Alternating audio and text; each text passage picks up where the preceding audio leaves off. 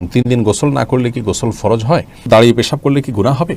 গোসলের পানির ছিটা কারো গায়ে পড়লে কি নাপাক হয়ে যাবে? পুরাতন বা ছিঁড়ে যাওয়া কোরআন কি করব? শ্বশুরকে কি আব্বা বলা যাবে? সুদভিত্তিক ব্যাংকে চাকরি করে নামাজ পড়লে কি নামাজও কবুল হবে না? কারো গায়ের উপর দিয়ে হেঁটে গেলে গুনাহ হবে কিনা? মুসলিম ছেলে মেয়েদের লক্ষ্মী ছেলে বা লক্ষ্মী মেয়ে বলা যাবে কিনা? তাহলে আর বিলম্ব না করে শুরু করি। আপনাদের ইতোমধ্যে যে সমস্ত প্রশ্নগুলো আমাদের কাছে এসে পৌঁছে গেছে সেগুলোর উত্তর দেওয়ার পালা। দাঁড়িয়ে পেশাব করলে কি গুনাহ হবে? দাঁড়িয়ে পেশাব করলে সেটা অনুচিত এবং অনুত্তম হবে। কারণ হলো দাঁড়িয়ে পেশাব করলে তার ছিটা আমাদের গায়ে এসে লাগে, অথচ পেশাবের ছিটা থেকে বাঁচার জন্য নবী করিম সাল্লাল্লাহু আলাইহি ওয়াসাল্লাম তাকিদ দিয়েছেন। কবরের আযাবের অন্যতম একটা বড় কারণ হলো পেশাব থেকে ভালো করে পরিচ্ছন্ন না হওয়া। এই জায়গা থেকে দাঁড়িয়ে সচরাচর পেশাব করা উচিত নয়। রাসূল আকরাম সাল্লাল্লাহু আলাইহি সাল্লাম সম্পর্কে আমাদের আয়েশা রাদিয়াল্লাহু আনহা বলেছেন, এবং তিরমিজিতে হাদিসটি বর্ণিত হয়েছে। তার ভাষ্য হলো এরকম যে তিনি বলেছেন, নবী আলাইহিস সালাম দাঁড়িয়ে পেশাব করতেন। এই কথা কেউ বললে তোমরা বিশ্বাস করবে না। সেই জায়গা থেকে দাঁড়িয়ে পেশাব করাটাকে অ্যাভয়েড করা উচিত এবং উত্তম। তবে সৌদি আরবের উলামায়ে কেরাম বিন বাজ, ইবনে উসাইমিন রাহিমাহুল্লাহ সহ অনেক উলামায়ে কেরাম বলে থাকেন যে কেউ চাইলে দাঁড়িয়ে পেশাব করতে পারেন। বিশেষ করে পেশাবের ছিটা ইত্যাদি আসবে, নাপাক হয়ে যাবে, তার কাপড় শরীর লেগে যাবে, এরকম আশঙ্কা যদি না থাকে তাহলে সে অবস্থায় দাঁড়িয়ে পেশাব করাতে অসুবিধা নাই তারা মনে করেন। তার কারণ হলো বুখারীর একটি হাদিস রয়েছে, যে হাদিসে নবী করিম সাল্লাল্লাহু আলাইহি সাল্লাম কোন একটা ময়লাযুক্ত এলাকাতে যেখানে বসার পরিবেশ ছিল না সেখানে দাঁড়িয়ে তিনি পেশাব করেছেন। এই হাদিসটাকে তারা ব্যাপক অর্থে নিয়ে থাকেন, কিন্তু প্রথম মতটি অধিকতর বিশুদ্ধ এবং দলিল থেকে আপনার দলিল সমৃদ্ধ বলে আমাদের কাছে মনে হয়। অতএব সচরাচর এবং সাধারণ অবস্থাতে দাঁড়িয়ে পেশাব না করে বসে পড়াই উচিত। রাসূল আকরাম সাল্লাল্লাহু আলাইহি ওয়াসাল্লাম স্বাভাবিক অবস্থায় সেটিই করতেন। হ্যাঁ, বিশেষ কোনো কারণে কোনো জায়গায় বসার পরিবেশ নাই এরকম হলে সেখানে দাঁড়িয়ে পেশাব করা যেতে পারে। এরপরের প্রশ্ন হলো, গোসলের পানির ছিটা কারো গায়ে পড়লে কি নাপাক হয়ে যাবে? উত্তর হলো, গোসলের পানির ছিটা, সাধারণ পানির ছিটা যদি কারোর গায়ে গিয়ে পড়ে তাহলে সেটি নাপাক হবে না, তার শরীর নাপাক হবে না, কাপড়ের উপর লাগলে সে কাপড় নাপাক হবে না। তবে শরীরে যদি কোথাও দৃশ্যমান নাপাক থাকে শরীরের উপরে, সেই জায়গাতে পানি পড়ে এবং সেই পানিটা গিয়ে নির্দিষ্টভাবে কারোর গায়ে লাগে, তাহলে সেই অংশ, যে অংশে লাগবে শুধুমাত্র সেই অংশটা নাপাক হবে, সেটিকে ধুয়ে ফেললেই পাক হয়ে যাবে। আর যদি এরকম দৃশ্যমান কোনো নাপাক না থাকে, জাস্ট তার গোসল ফরজ হয়েছে হয়তো, কিন্তু শরীরের উপরে কোনো দৃশ্যমান নাপাক নাই, তাহলে শরীরের উপরে যে পানি ব্যবহার করা হবে সেটা ছিটা গিয়ে অন্য কারো কাপড় পড়লে সেটি নাপাক হবে না। কারণ নাপাক দূর করার জন্য আমরা উযু করি, গোসল করে থাকি, এই ব্যবহৃত পানি নাপাক হয়ে যায় না যদি সেখানে দৃশ্যমান নাপাক না থাকে। এরপরে যে প্রশ্ন দেখতে পাচ্ছি তা হলো নাসিরউদ্দিন বাতুল, আপনি জানতে চেয়েছেন পুরাতন বা ছিঁড়ে যাওয়া কোরআন কি করব? দেখুন, পুরাতন বা ছিঁড়ে যাওয়া কোরআন, আমাদের কোরআনের ব্যাপারে আমাদের করণীয় সম্পর্কে ইমাম মুহাম্মদ রাহিমাহুল্লাহ সহ অনেক বড় বড় ইমামগণের মত হলো সেটি আমরা কবরে বা এমন কোনো জায়গায় মাটিতে পুঁতে রাখবো যেখানে সচরাচর মানুষ পাড়া দেয় না। আস্তে আস্তে সেটা মাটিতে থাকতে থাকতে মাটির সাথে মিশে যাবে। কোরআন যদি ছিঁড়ে যায় বা ব্যবহার অনুপযোগী হয় তাহলে সেক্ষেত্রে আমরা এই কাজটা করতে পারি। আর এর বাইরে অনেক উলামায়ে কেরাম পুড়ে ফেলারও পরামর্শ দিয়েছেন। তাদের দলিল হলো সহিহ বুখারীতে একটি হাদিস বর্ণিত হয়েছে, আমরা অনেকেই জেনে থাকবো, যে ওসমান রাদিয়াল্লাহু তাআলা আনহুর শাসন আমলে যখন কোরআনের কিছু কপি নিয়ে সমস্যা দেখা দিচ্ছে, অর্থাৎ কোরআন যেহেতু কয়েক আপনার উপভাষায় নাজিল হয়েছে, সেই উপভাষাগুলোতে অনেক কিছু কপি করা হয়েছে, পরবর্তীতে কিছু জটিলতা দেখা দিল, তো একটি রেখে বাকি কপিগুলোকে একত্র করে সাহাবায়ে কেরাম পুড়ে ফেলেছিলেন। তো যেহেতু সাহাবায়ে কেরাম কোরআন যখন ব্যবহার অনুপযোগী হয় সেটাকে পুড়ে ফেলার আমল তাদের থেকে প্রমাণিত হয়েছে, সেজন্য অনেক উলামায়ে কেরাম যে পুড়ে ফেলা যাবে। তো আমাদের সমাজে আজকাল প্রতিবাদের ভাষা হিসাবে মানুষ পুড়ে ফেলে, সেই জায়গা থেকে আমাদের উলামায়ে কেরাম সচরাচর নিষেধ করেন যেন পুড়ে না ফেলে বরং দাফন করা হয়। এ হলো কোরআন যদি ব্যবহার অনুপযোগী হয় সেক্ষেত্রে আমাদের করণীয় সম্পর্কে বিস্তারিত আলোচনা। এর পরের প্রশ্নটি করেছেন দ্য ব্যাংকার গাই আইডি থেকে, আপনি জানতে চেয়েছেন সুদভিত্তিক ব্যাংকে চাকরি করে নামাজ পড়লে কি নামাজও কবুল হবে না? না ভাই, এমন কোনো কথা নেই। সুদভিত্তিক ব্যাংকে চাকরি করলে উপার্জন আপনার হারাম হলো, কিন্তু নামাজ হবে না এমন নয়। ফরমাল যে কাজগুলো আছে নামাজের, সেগুলো যদি আপনি সঠিকভাবে সম্পাদন করেন আপনার ইবাদত হয়ে যাবে এবং ফরজ আপনার আদায় হয়ে যাবে, ফরজ থেকে আপনি দায় মুক্ত হয়ে যাবেন। কিন্তু হারাম ভক্ষণকারী দেহ সেটি জান্নাতে যাবে না, তিরমিজির হাদিসে বর্ণিত হয়েছে। এবং এরকম মানুষ যখন আল্লাহর কাছে দোয়া করবেন সে দোয়াও কবুল হবে না, হাদিসে রয়েছে। কিন্তু ইবাদতের যে ফর্মালিটিস আছে সেগুলো যদি আপনি মেনটেন করেন আপনার ইবাদত হয়েছে এমনটি বলতে হবে। ইবাদত হয়নি বা হবে না এরকম কোনো কথা বলার সুযোগ নেই। বদির আলম আপনি জানতে চেয়েছেন শ্বশুরকে কি আব্বা বলা যাবে আর তার সাথে কতটুকু পর্দা করতে হবে।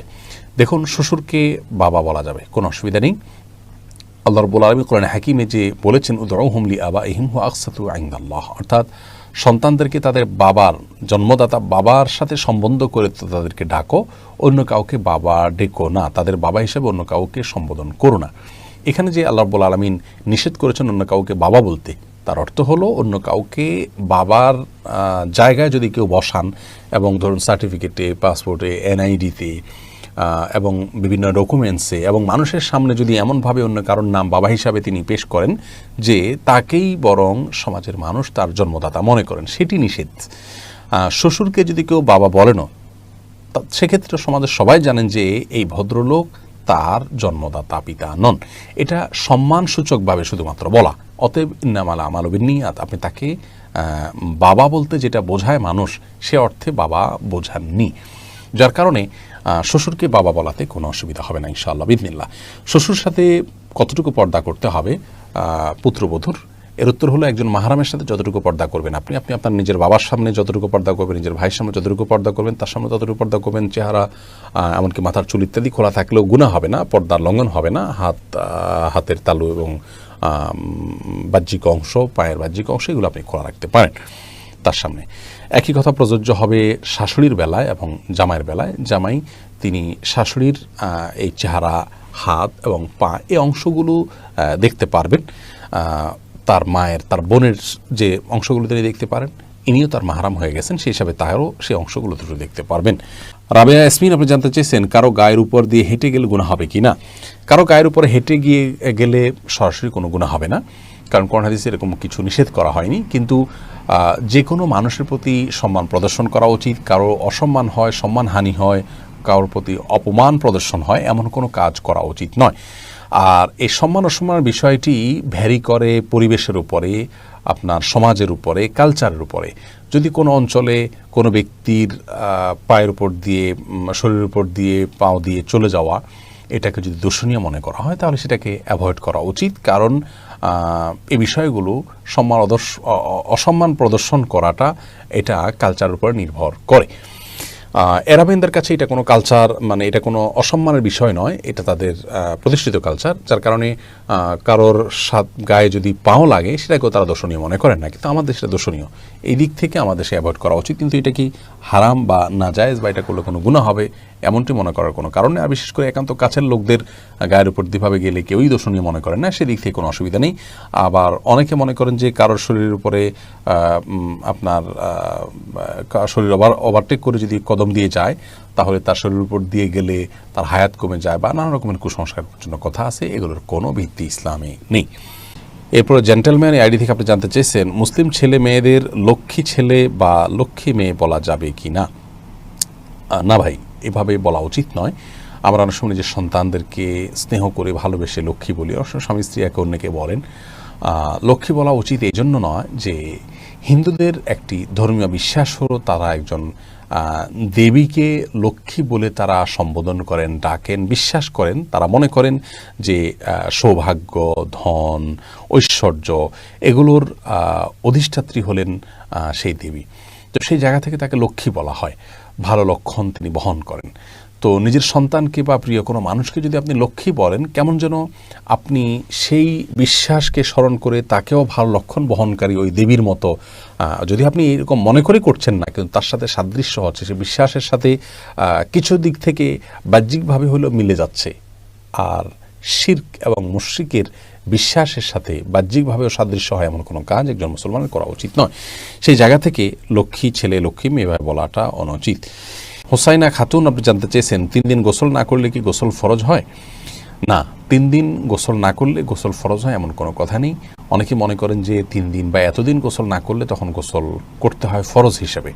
গোসল ফরজ হয় শুধুমাত্র মেয়েরা মাসিক থেকে পবিত্র হলে এবং সন্তান প্রসব পরবর্তী যে ব্লিডিং আছে সেটি থেকে পবিত্র হলে এবং নারী পুরুষ উভয়ের বীর্যপাত হলে সহবাসের পর, এই জায়গাগুলোতে গোসল করা ফরজ বা আবশ্যক। এছাড়া এতদিন গোসল না করলে গোসল আবশ্যক হবে এমন কোনো কথা নেই। কেউ গোসল করা ছাড়া 5 দিন, 7 দিন, 10 দিনও যদি থাকেন তারপরেও গোসল ফরজ হয় না। তবে হ্যাঁ, এরকম দীর্ঘ সময় গোসল না করে থাকা এটা অনুচিত, কারণ পরিচ্ছন্নতা, এটা ঈমানের অংশ, এটা নেকামলের অংশ। সেই জায়গা থেকে যত অল্প সময়ের মধ্যে সম্ভব, বিশেষ করে গায়ে যখন দুর্গন্ধ হয়, ঘামের গন্ধ হয়, তখন ঘামের গন্ধ এবং শরীরের ময়লা ইত্যাদি এগুলো দূর করবার জন্য গোসল করা উচিত। বিশেষ করে আজকাল আমরা মানুষের মাঝে যেতে হয়, মসজিদে যেতে হয়, তো শরীরে দুর্গন্ধ নিয়ে গেলে অন্যের কষ্টের কারণ হবে, সেই কারণে গোসল করা উচিত। সেটা একদিনে হোক, 2 দিনে হোক, বা যতটুকু সময় সম্ভব। কিন্তু এত সময়ের মধ্যে না করলে গোসল করা ফরজ হয়ে যায় এমন কোনো কথা নেই।